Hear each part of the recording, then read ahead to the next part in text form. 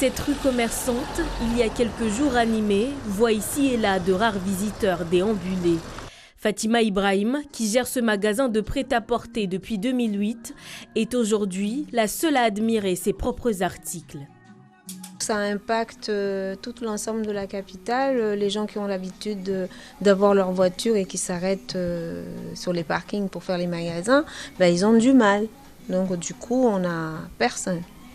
Elle accueille à peu près 10 clients dans ce magasin, mais là, le vide se fait ressentir. Aucune présence à l'horizon. Je publie beaucoup sur les réseaux. Donc c'est un peu de livraison. Il y a des gens qui ne peuvent pas descendre parce que, par exemple, quand il s'agit nombre impair ou nombre pair, ils ne peuvent pas venir. Donc du coup, ils demandent à être livrés.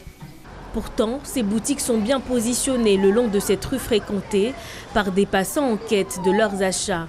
Ce magasin de décoration voit défiler ici une vingtaine de clients par jour pour 10 000 € de chiffre d'affaires. À la mi-journée, seuls les meubles sont restés fidèles au poste. Nous, on a nos clients qui arrivent du nord, du sud, d'un peu de partout. Et là, franchement, c'est totalement le calme absolu chez nous.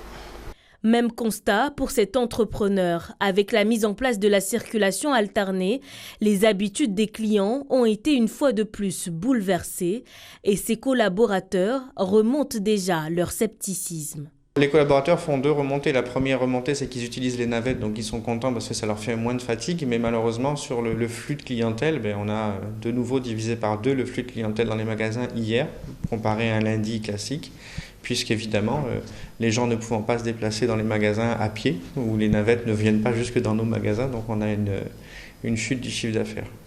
La Confédération des petites et moyennes entreprises constate une première journée fructueuse avec la circulation alternée, mais exprime quelques réserves.